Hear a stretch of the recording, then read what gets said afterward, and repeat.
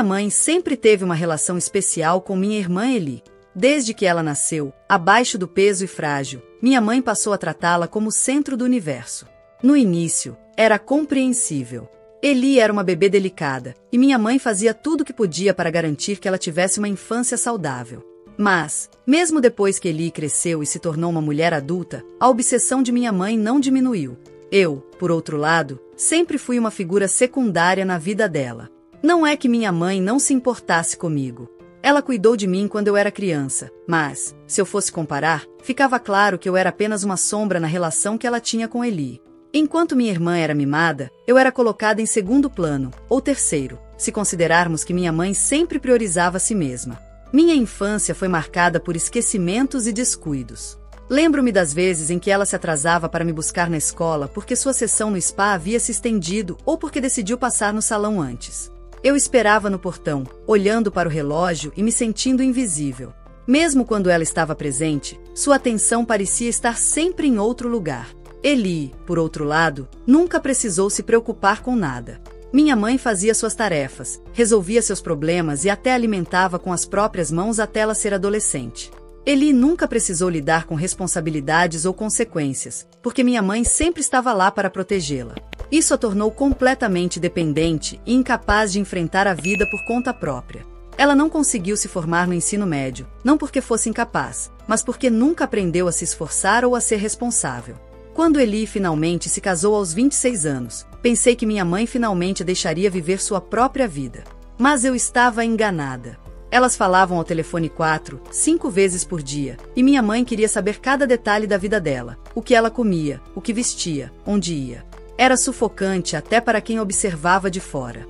Quanto mais atenção minha mãe dava para Eli, mais eu me sentia invisível.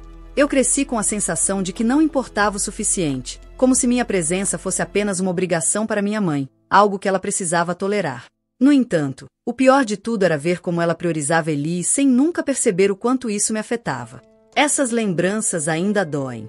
Elas são a base de muitos dos sentimentos que carrego até hoje, mesmo depois de tantos anos. Se havia algo que me mantinha em pé naqueles anos difíceis, era o vínculo que eu tinha com meu pai. Ele enxergava o que acontecia, percebia como eu era tratada e fazia questão de compensar da forma que podia. Mesmo sendo um homem ocupado, sempre arranjava tempo para me fazer sentir especial. Eu adorava as tardes silenciosas que passávamos juntos. Enquanto minha mãe e Eli estavam ocupadas com suas rotinas intermináveis, meu pai e eu encontrávamos refúgio na simplicidade. Muitas vezes, ele me chamava para um sorvete depois do jantar, sem avisar ninguém. Era nosso pequeno segredo. Sentávamos no banco da praça, e ele me ouvia falar sobre qualquer coisa, escola, amigos ou mesmo meus sonhos para o futuro. Ele não era de muitas palavras, mas sua presença era suficiente para me fazer sentir que eu importava. Meu pai também tinha uma forma única de demonstrar afeto. Quando eu precisava de algo, ele sempre estava lá, fosse para me dar um conselho, fosse para me ajudar com algo mais prático. Certa vez, ele me deu uma mesada extra, dizendo com um sorriso: guarde para algo especial, algo que te faça feliz. Era o jeito dele de dizer que ele se preocupava, mesmo que as palavras não fossem fáceis para ele. Olhando para trás, percebo que aqueles momentos juntos não eram apenas simples gestos. Eram a maneira dele de me mostrar que eu era vista, que alguém na nossa casa realmente se importava comigo. Ele compensava a negligência da minha mãe e a obsessão dela por Eli, oferecendo um tipo de amor silencioso, mas profundo. Mesmo com seu trabalho, ele fazia questão de criar memórias comigo.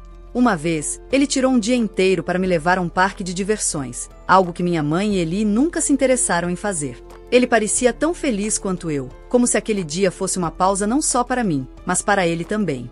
Mas esses momentos, por mais preciosos que fossem, nunca duravam o suficiente. Meu pai era dedicado ao trabalho e muitas vezes estava ausente.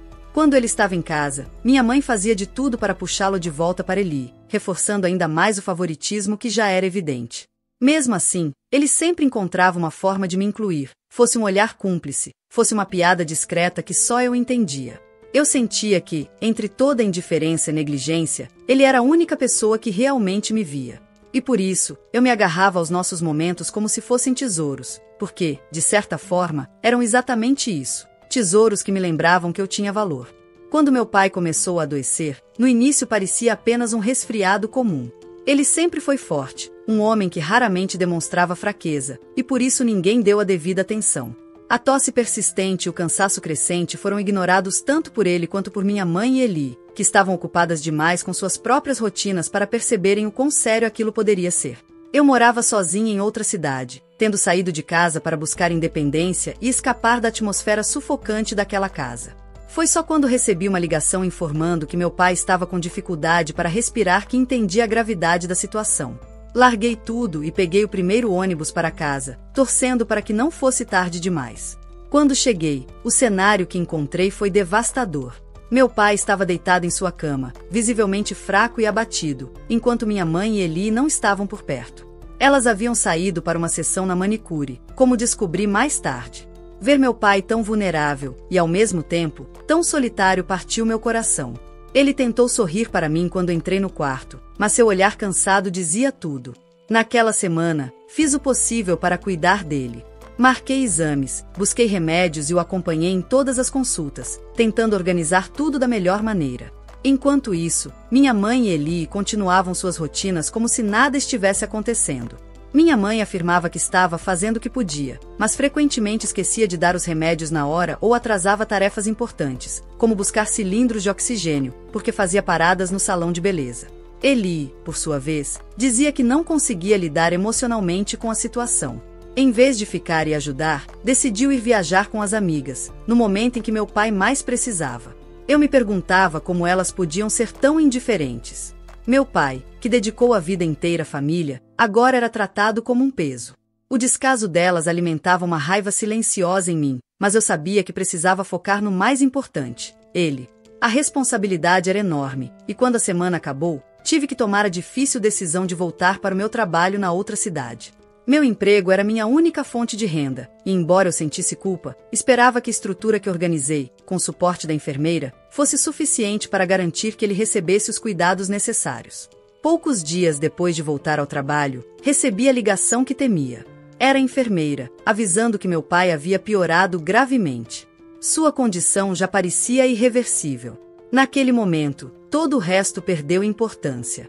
Solicitei uma licença imediatamente, alegando uma emergência familiar, e corri de volta para casa. O medo me consumia a cada quilômetro percorrido, mas no fundo, eu sabia, o tempo dele estava se esgotando. Ao chegar, fui recebida por um silêncio devastador. Meu pai estava ainda mais frágil, mal conseguindo abrir os olhos, mas ao me ver, tentou me cumprimentar com um sorriso fraco e estendeu a mão. Segurei-a com força, prometendo em silêncio que ficaria com ele até o fim. Ele parecia aliviado com minha presença, como se isso lhe trouxesse algum conforto, mas era evidente que sua força estava se esvaindo. Enquanto eu observava, senti sua mão apertar a minha pela última vez. Com um suspiro leve, ele partiu, ainda segurando minha mão. Naquele momento, um vazio imenso tomou conta de mim. Não importava o que eu fizesse, nada mais poderia ser feito. O fim havia chegado, e tudo que restava era a dor de perder a única pessoa que sempre esteve ao meu lado. Os dias após a morte do meu pai foram cheios de tristeza e cansaço.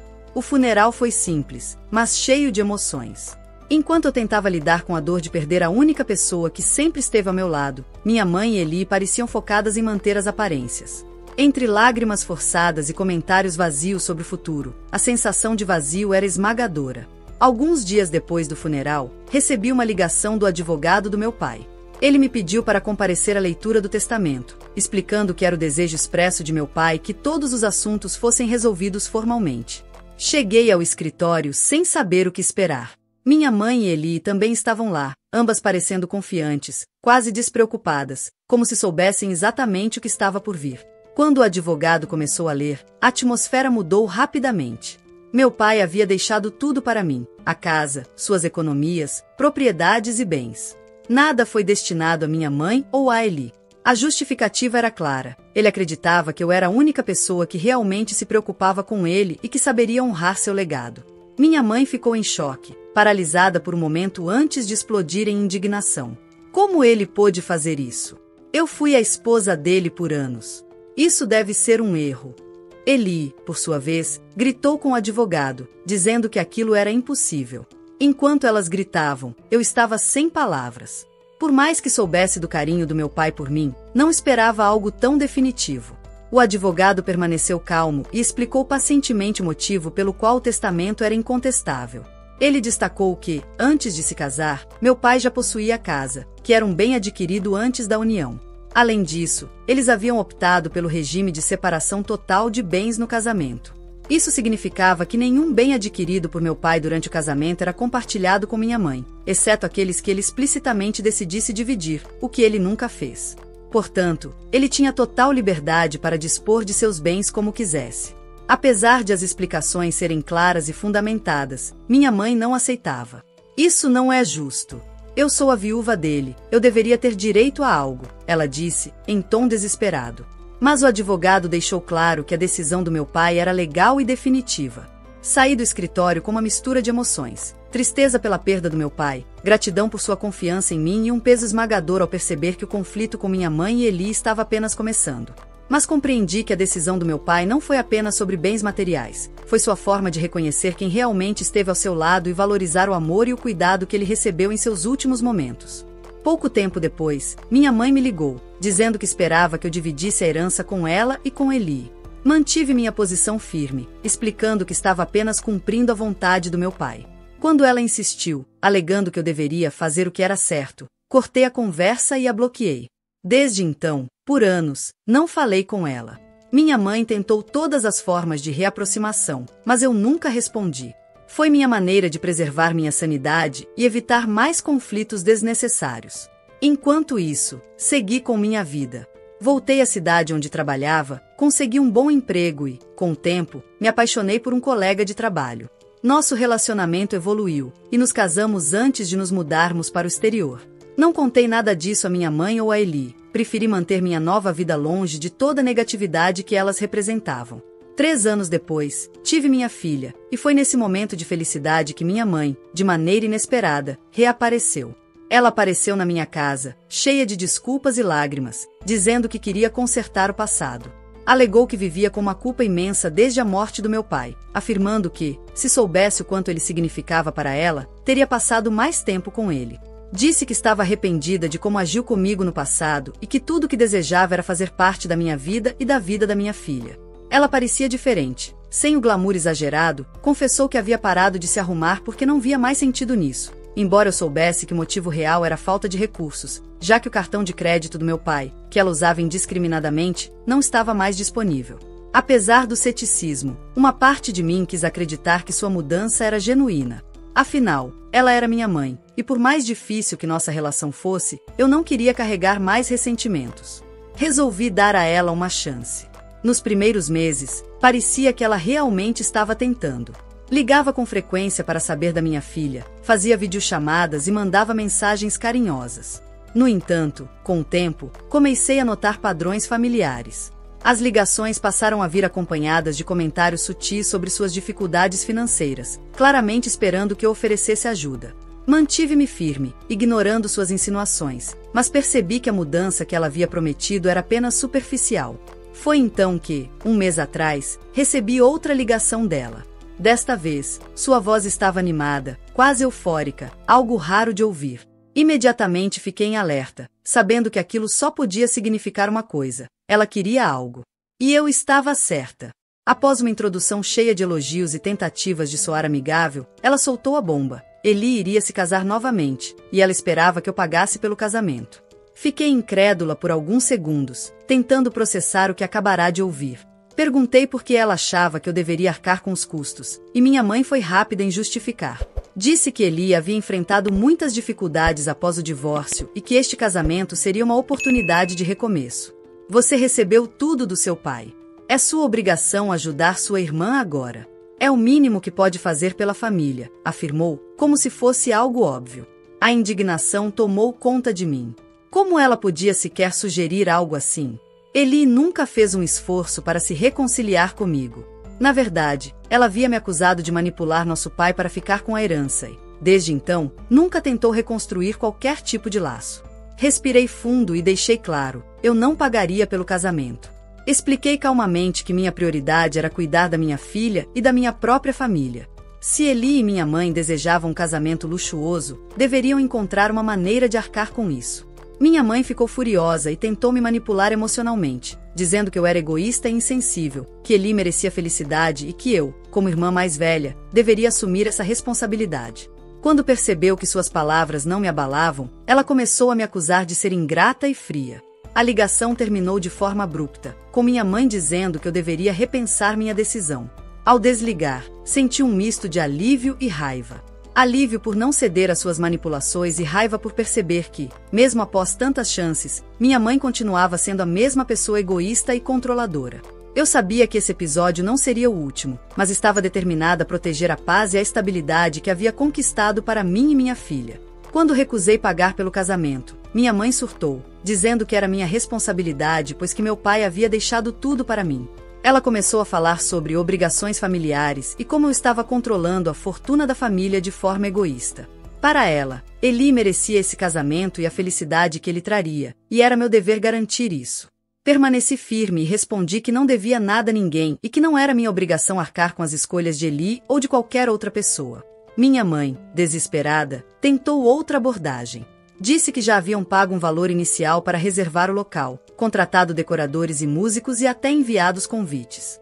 Como vamos voltar atrás agora? Perguntou ela, como se isso fosse suficiente para me convencer. Fiquei chocada com a audácia.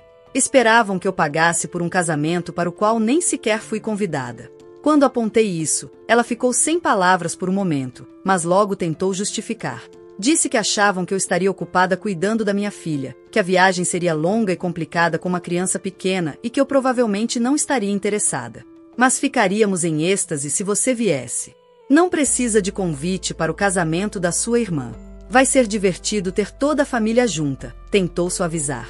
Interrompi antes que pudesse continuar. Disse claramente que não precisava de palavras vazias e que conhecia bem suas verdadeiras intenções. Minha mãe, então, implorou para que eu ajudasse a salvar a reputação delas, já que os convites haviam sido enviados e não havia como cancelar. Desliguei a ligação, afirmando que não daria a elas um centavo sequer da herança que meu pai havia deixado para mim.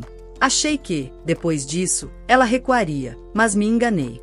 Minha mãe continuou me importunando com mensagens e textos manipulativos. Chegou a dizer que, se eu não obedecesse, seria melhor para ela cortar todos os contatos comigo e fingir que tinha apenas uma filha. Para ser honesta, isso não me abalou. Eu realmente não me importava em manter minha mãe em minha vida. No entanto, sua insistência começou a me irritar profundamente. Pensei muito sobre tudo o que ela já havia feito, desde o descaso com meu pai até as inúmeras manipulações que enfrentei ao longo dos anos. Apesar de tudo, eu ainda havia permitido que ela continuasse morando na casa que meu pai deixou para mim, mesmo sabendo que ela não merecia esse privilégio. Mas, naquele momento, percebi que era hora de ela enfrentar as consequências de suas ações. Comecei a considerar enviar a ela um aviso formal de despejo. Minha mãe estava na casa há 45 anos, mas, legalmente, o imóvel era meu. No entanto, tinha dúvidas.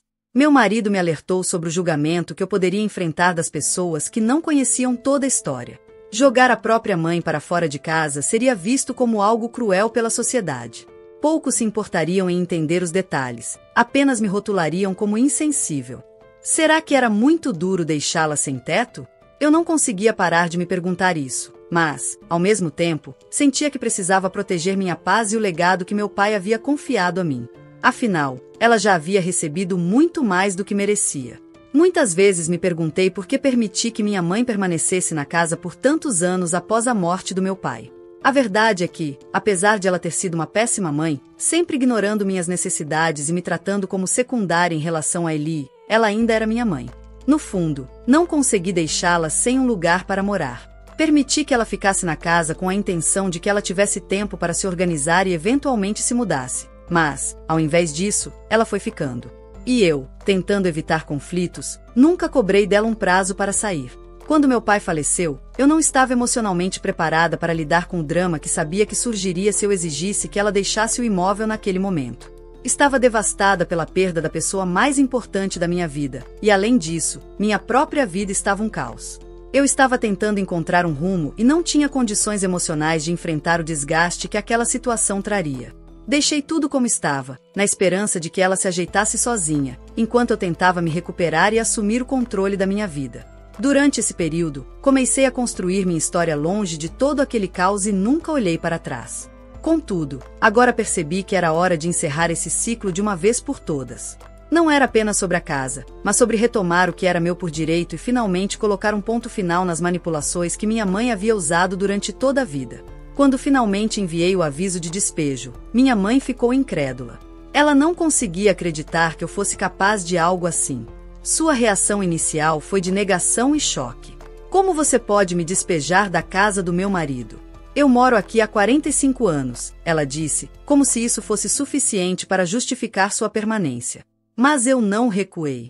Perguntei diretamente onde ela estava quando meu pai mais precisou dela, ocupada com sessões de beleza e arrumando as unhas. Foi um momento difícil, mas eu sabia que precisava ser firme. Minha mãe então mudou de postura. Passou a apelar para sua vulnerabilidade, dizendo: para onde vou nessa idade? Como vou me sustentar? Estou vivendo da pensão e do aluguel de metade da casa. Se você me despejar, onde vou parar? Mais uma vez, eu não me deixei abalar. Disse que não era problema meu e disse que ela procurasse Eli, a filha que ela sempre priorizou. Dei a ela 30 dias para sair, e deixei claro que, a partir daquele momento, a casa seria minha novamente. Minha mãe percebeu que havia cometido um erro ao tentar me pressionar para pagar o casamento de Eli. Ela recuou de suas exigências, dizendo que, se eu não queria pagar pelo casamento, tudo bem, mas que, por favor, reconsiderasse o despejo. Respondi que não faria nenhuma das duas coisas. Durante anos, ela morou naquela casa, enquanto continuava a me manipular emocionalmente e a me tratar como uma obrigação, não como uma filha. Quando Eli ficou sabendo do despejo, seu ego pareceu ferido. Ela disse à minha mãe para deixar a casa e ir morar com ela o mais rápido possível, garantindo a todos que cuidaria da mãe sem precisar de minha ajuda. Eli se gabava abertamente de que não precisava de nenhum favor meu. Minha mãe desocupou a casa no 26º dia, e eu imediatamente contratei uma agência para reformá-la e colocá-la para alugar. Faz apenas uma semana desde que aluguei o imóvel, mas desde então soube que Eli precisou mudar os planos do casamento de um luxuoso jardim à beira do lago para o modesto cartório. Isso gerou burburinhos entre os familiares, mas eu não me preocupei. Nem Eli nem minha mãe fizeram mais contato, e sinceramente, prefiro que continue assim. Recentemente, fiquei sabendo que minha mãe estava morando com Eli desde que foi despejada, mas o drama familiar estava longe de acabar. Soube por meio de um parente que o marido de Eli não estava nada feliz em ter sua sogra como hóspede permanente. Ele já estava irritado com o fato de Eli ter desperdiçado tanto dinheiro reservando o local do casamento, contratando decoradores e músicos, acreditando que eu pagaria pela maior parte das despesas. Quando isso não aconteceu, Eli foi forçada a cancelar tudo, mudar o local para algo mais modesto e reenviar os convites, o que foi embaraçoso para ele e sua família. Como se isso não fosse bastante, minha mãe, agora confortavelmente instalada na casa deles, decidiu assumir seu papel clássico de intrometida profissional. A presença constante dela, com palpites e interferências, virou o estupim para o marido de Eli, que finalmente deu um ultimato. Ou minha mãe saía de casa, ou ele consideraria seriamente o divórcio. Ao ouvir isso, não precisei de muito para adivinhar o que aconteceria a seguir. Minha mãe, sendo quem sempre foi, jamais ficaria sem uma saída, e eu sabia exatamente quem ela procuraria para resolver seu problema. Não demorou muito para minha previsão se concretizar. Algumas semanas depois, ela me ligou, e eu já podia imaginar o tom dramático que viria pela frente. Desta vez, minha mãe estava em lágrimas, alegando que não tinha mais para onde ir. Disse que, se eu não fizesse a coisa certa e a deixasse voltar para casa, ela seria forçada a viver em um abrigo. Tentou apelar para o meu lado emocional, dizendo que era apenas uma mulher velha, sem ninguém além de mim e de Eli. Respondi calmamente que sentia muito por sua situação, mas que a casa não estava mais disponível. Expliquei que havia alugado o imóvel para o irmão de um amigo, que já estava morando lá. Minha mãe ficou furiosa e começou a gritar ao telefone, me acusando de abandoná-la e dizendo que laços de família deveriam ser inquebráveis. Foi nesse momento que deixei sair tudo o que estava engasgado há anos. Respondi que, se ela e Eli tivessem tratado meu pai com ao menos uma fração de respeito, talvez não estivessem nessa situação. Quem sabe, se tivessem se importado com ele, ele ainda estaria vivo. Disse que minha mãe o ignorou tanto que ele acabou se ignorando, mergulhando no trabalho para fugir da toxicidade do casamento, até que sua saúde se deteriorou. Depois de desligar o telefone, chorei por horas. Não era pelo que minha mãe havia dito, mas pela saudade do meu pai, que naquele dia parecia insuportável. Alguns parentes souberam da situação e tentaram intervir, dizendo que eu não poderia deixar minha mãe sem teto. Pediram que eu a perdoasse e devolvesse a casa para ela. No entanto, mantive minha decisão firme e cortei contato com qualquer pessoa que tentasse me fazer sentir culpada. Com o passar do tempo, minha mãe acabou indo morar temporariamente com um parente distante. Porém, ouvi dizer que sua presença já não era bem-vinda e que ela estava tentando encontrar outra pessoa disposta a acolhê-la. O problema é que, ao longo dos anos, ela queimou tantas pontes que não havia muitos a quem recorrer. Sei que algumas pessoas podem achar que fui longe demais, mas não me importo. A casa, a herança e, principalmente, minha paz de espírito foram conquistadas com anos de dedicação e amor ao meu pai, que sempre me valorizou. Guardarei para sempre essa lembrança e seguirei em frente sem culpa, sabendo que fiz o que era melhor para mim. Afinal, se meu pai não confiava nela o suficiente para deixar qualquer parte de sua herança, por que eu deveria permitir que usassem o que ele deixou para mim? Minha mãe e Eli nunca mereceram nada disso, e suas atitudes durante e após a vida do meu pai apenas confirmam isso. Era hora de encerrar esse ciclo e priorizar minha felicidade e o legado que meu pai confiou em mim. Obrigada por acompanhar mais um relato aqui no Recanto das Histórias. Não se esqueça de curtir. E se você gosta de histórias reais sobre relacionamentos e conflitos familiares, inscreva-se no canal e ative o sininho para não perder os próximos vídeos. Até a próxima!